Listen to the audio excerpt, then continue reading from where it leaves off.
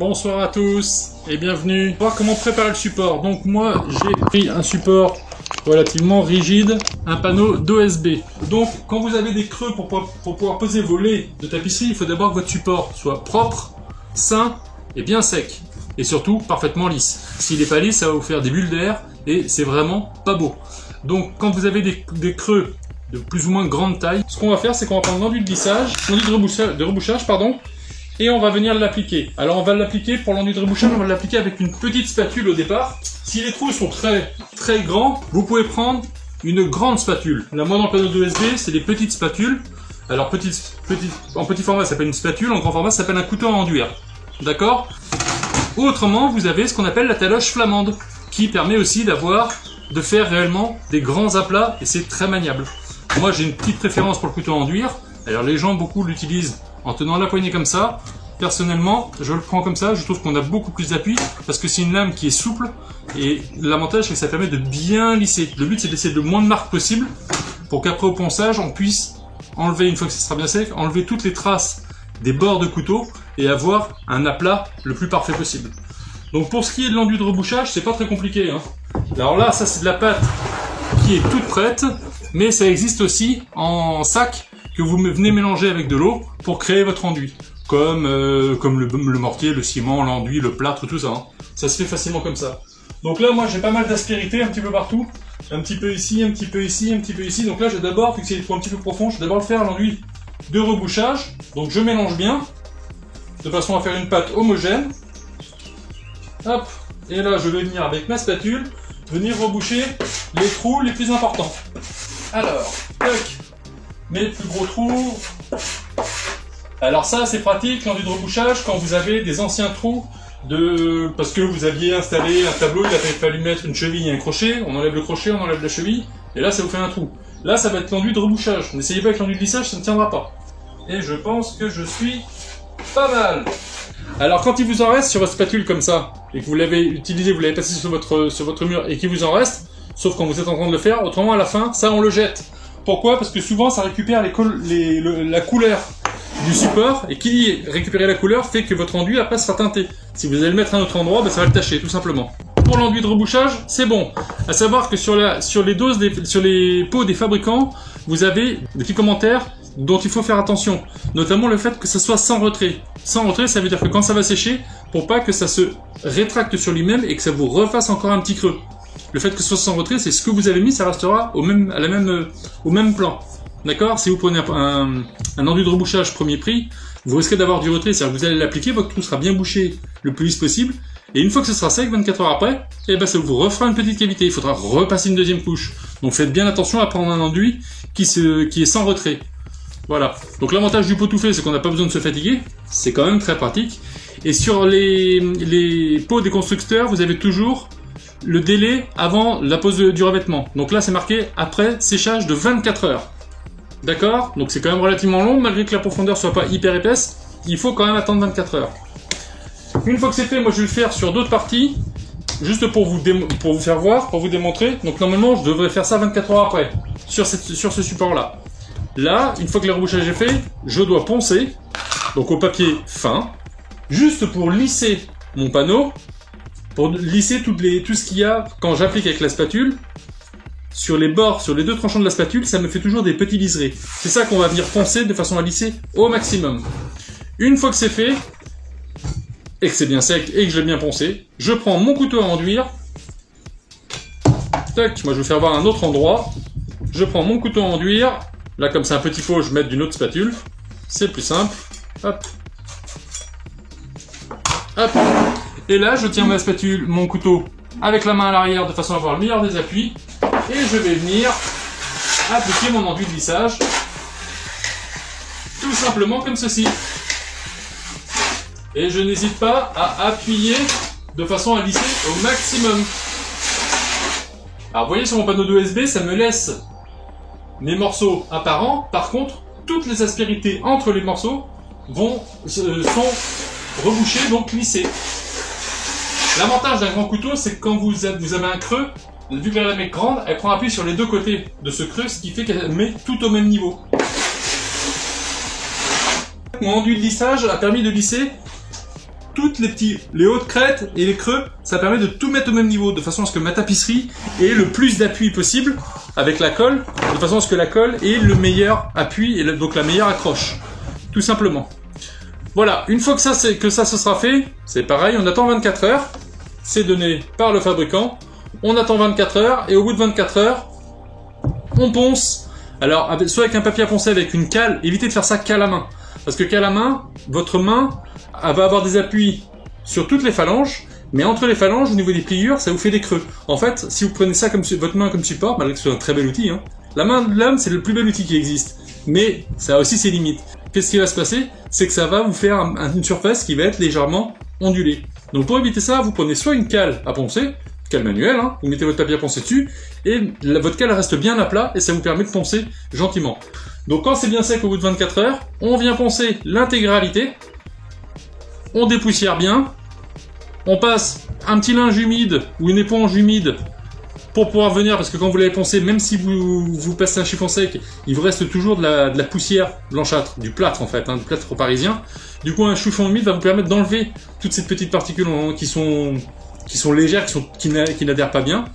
Et une fois que ça c'est prêt, votre panneau, votre mur est prêt à être tapissé. Voilà. Donc vous pouvez vous munir, hop, je vais vous faire voir comme ça, vous pouvez vous munir d'une chose qui est très pratique, c'est la table à tapisser. C'est une table qui est graduée, qui est toute légère, qui se plie sur elle-même, donc après on peut facilement la ranger. L'avantage c'est qu'elle est graduée, donc quand on veut couper les laits de tapisserie, c'est très très pratique.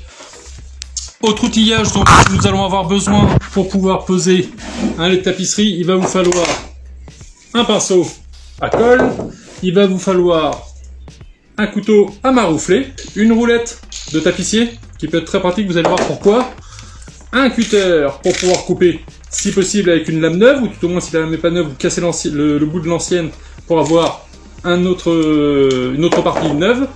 Il va vous falloir de la colle à tapisserie, donc là la colle à tapisserie c'est de la colle toute prête, autrement ça s'achète en poudre, vous mélangez avec de l'eau, vous brassez et ça vous fait votre colle. Ça vaut rien, vraiment 3 francs 6 sous. Et 1, 2, 3 rouleaux de tapisserie, alors là après c'est en fonction des goûts et des couleurs, c'est ce que vous voulez, là on a de la gris clair, on a de la gris foncé, nous on va le faire avec la gris foncée de façon à ce que vous puissiez bien voir. Et il va vous falloir aussi un crayon, et quelque chose de très important, c'est un niveau à bulles et une grande règle. Ça va être primordial. Toc, et un crayon ou un stylo. Donc on va d'abord commencer par préparer le support. Donc pour que ce soit bien propre, ce qu'on fait c'est qu'on trace à une dizaine de centimètres de l'angle de votre mur, vous prenez une grande règle avec un niveau à bulles, et vous vous mettez bien droit. Toc.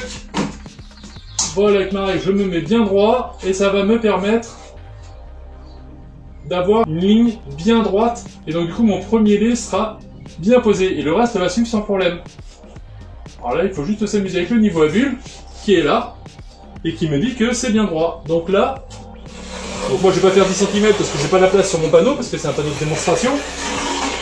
Hop, ça vous inquiétez pas, ce sera recouvert par le lait de tapisserie. Donc là, il n'y a aucune problématique là-dessus. Une fois que mon tracé est positionné, je vais pouvoir découper mon lait. Donc je prends la mesure de mon mur de haut en bas. Donc là, moi je vais vous couper un bout, je vais pas faire tout le panneau, ça sert pas à grand chose. Donc là, on va partir sur le principe que je vais mettre un lait de 2 mètres de hauteur. Mon panneau fait à peu près 2 mètres. Quand vous faites ça, ce que vous pouvez faire, c'est prendre un petit peu plus. Parce que quand on va venir encoller le lait de tapisserie, on va pouvoir le laisser dépasser légèrement en haut et en bas. Et à la fin, avec une règle, on vient, vu que c'est bien, on a passé le couteau à maroufler, avec une règle, on vient plaquer, et au cutter, on vient couper en haut et en bas, ce qui permet d'avoir tous les papiers peints bien au niveau, et surtout une finition parfaite. Parce que si vous essayez de le caler comme ça, si ça fait une bulle ou autre, ça risque d'être compliqué à poser. D'accord? Donc on va se servir de notre table à tapisser. Hop, je vais ouvrir du papier peint. Donc là c'est du papier peint traditionnel, étant donné que j'ai enduit mon mur. Donc aucune problématique, mon mur est censé être bien droit. Tac. Donc le papier peint sur la table à tapisser, je le déroule à l'envers. La table à tapisser est graduée, c'est assez facile. Tac. Nous allons faire quelque chose, hop, comme ceci. Voilà, comme il y a un trait, que tout est déjà précalibré, l'avantage c'est qu'on sait qu'on va avoir quelque chose de bien droit. Donc ce qui est quand même très très très pratique. Là je vais prendre ma règle de maçon, je vais prendre mon cutter, et je vais découper un premier morceau. plus grand que le mur que je veux faire, tout simplement parce que je vais le laisser dépasser, ça va me permettre de pouvoir le recouper à la fin. Voilà, mon premier lait est coupé. Une fois que celui-ci est coupé, je vais venir l'encoller. Alors là, j'y vais gentiment, mais j'y vais quand même, hein, avec ma colle. Hop. Je viens prendre ma colle directement sur mon pinceau. Et là, je viens gentiment encoller.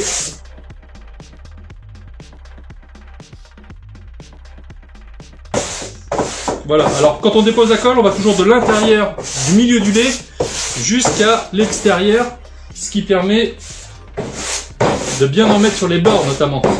Parce que c'est souvent sur les bordures qu'on a du mal à en coller, et donc ça ne tient pas. Hop. Pour pouvoir porter un lait correctement, on le replie sur lui-même d'un demi-tour, et hop, et on le laisse comme ça. Comme ça, ça me permet de le transporter, et là je vais pouvoir l'emmener et le déplier, directement poser, l'encoller sur ma plateforme. Tac, je l'emmène comme ça, mon lait. Là, je le défais.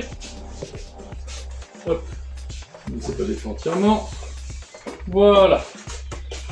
Et donc là, mon lait, je vais venir le positionner à déborder en haut.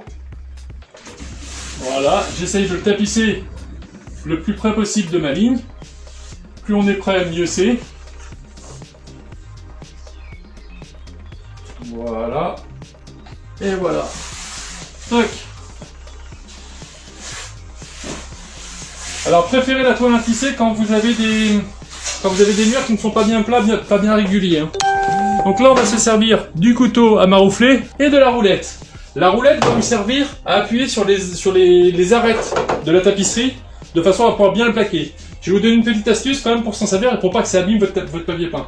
D'abord le couteau à maroufler, on part du centre de la tapisserie, le plus possible en haut, et on vient tout simplement plaquer la tapisserie.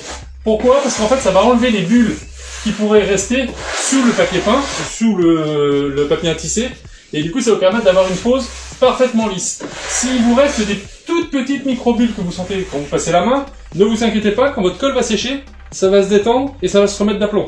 Il restera toujours des petites micro-bulles, mais elles partiront. Ce qu'il faut, c'est enlever vraiment le plus gros des bulles. Hop. On vient bien maroufler de l'intérieur vers l'extérieur pour enlever les faux plis.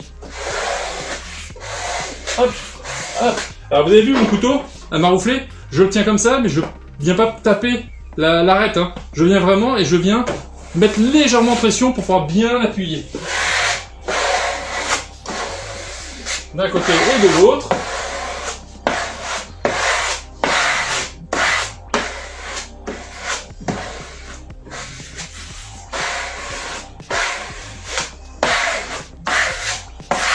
Alors comme je suis dans une pièce où il fait très chaud, ma colle a tendance à sécher instantanément. Donc hop, je vais remettre un petit coup de colle de ce côté-là. Vous inquiétez pas, la colle à tapisserie c'est une colle transparente. Même si vous débordez dessus, c'est pas grave, ça s'enlève. Voici, voilà. Et donc avec mon couteau à maroufler, je viens bien finir de plaquer la tapisserie. Voilà, le premier lait est posé. Petite astuce, quand vous venez passer la roulette pour pouvoir venir bien plaquer la bordure, pour pas que vos deux papiers, parce que votre papier va toujours avoir tendance à vouloir rebiquer. Pour éviter ça, on passe la roulette sur les champs, ce qui est sur le bord, ce qui va permettre de bien le plaquer. Par contre, si vous passez la roulette toute seule, directement comme ceci, qu'est-ce qui va se passer? C'est que ça va tanner le papier, il va devenir brillant à cet endroit-là. Pour éviter ça, vous prenez la petite astuce, vous prenez un bout de papier buvard ou une simple feuille de papier. Et vous venez la plaquer, et c'est là-dessus que vous allez rouler. Parce que si vous le faites directement sur votre papier, sur votre tapisserie ou votre papier intissé, la problématique c'est que ça va vous le rendre brillant, et après, une fois que le chantier sera fini, vous allez voir la différence, et ce sera pas joli. La tapisserie, c'est pas très compliqué à poser. Il y a juste 2-3 petites règles à respecter, mais c'est à peu près tout. Voilà. Et là, mon bord est bien posé. Et mon champ est parfaitement plaqué. Le prochain lait, je l'amènerai et je le poserai parfaitement à l'oblique de celui-ci, le plus gentil possible. Si pour une raison ou pour une autre, vous avez la problématique que vos laits tombent et qu'ils se chevauchent légèrement, ce que vous pouvez faire, si à un moment vos papiers au bout du 3, 4, 5, 10e, pour qu'ils soient bien droits, ils se chevauchent un petit peu l'un sur l'autre, paniquez pas, c'est pas bien grave, vous l'encollez bien, vous prenez votre règle, vous vous mettez le plus possible à la jointure entre les deux, vous venez plaquer, vous mettez un coup de cutter, et à ce moment-là, ce qui va dépasser de l'un sur l'autre, vous allez pouvoir les soulever, enlever les deux bandes, et les deux papiers, comme vous avez mis un coup de cutter entre les deux, sera parfaitement jointif, même si c'est pas parfaitement droit. D'accord? Ça c'est la petite astuce quand on arrive à un moment et qu'on bloque, parce que ça ne veut pas se joindre parfaitement. Donc une fois que ça c'est fait, vous pouvez continuer toutes vos bandes les unes à la suite des autres. Et quand vous avez fini, c'est là où vous prenez votre règle, là vous êtes censé avoir votre plafond qui repart, vous ramenez votre règle dans l'angle, prenez votre cutter, et vous venez déligner. Et comme ça votre papier est découpé parfaitement à la forme de votre plafond. Ça a aussi l'avantage que si votre plafond n'est pas parfaitement régulier, pas parfaitement droit, la découpe finale va permettre d'avoir une jointure la plus parfaite possible. Si vous essayez de le couper et de le mettre directement dans l'angle, bah, à bout d'un moment vous allez avoir un décalage, ça risque de pas être joli. Et une fois que vous avez fini votre mur, c'est là où vous allez venir faire votre angle de mur. Alors soit vous le faites partir et vous le faites déborder sur votre retour, ce qui permet d'avoir un faux angle, soit vous faites une bande qui fait que jusqu'à votre angle, et vous faites la même chose pour le départ de votre mur. Moi ce que je vous conseille c'est de faire d'abord tous vos aplats, ce mur-là, et quand vous avez fini, vous venez faire votre jonction entre les deux. Parce que ce sera facile de pouvoir le découper et avoir une jonction la plus parfaite possible. En tout cas je vous remercie, et je vous dis à ciao les petits clous!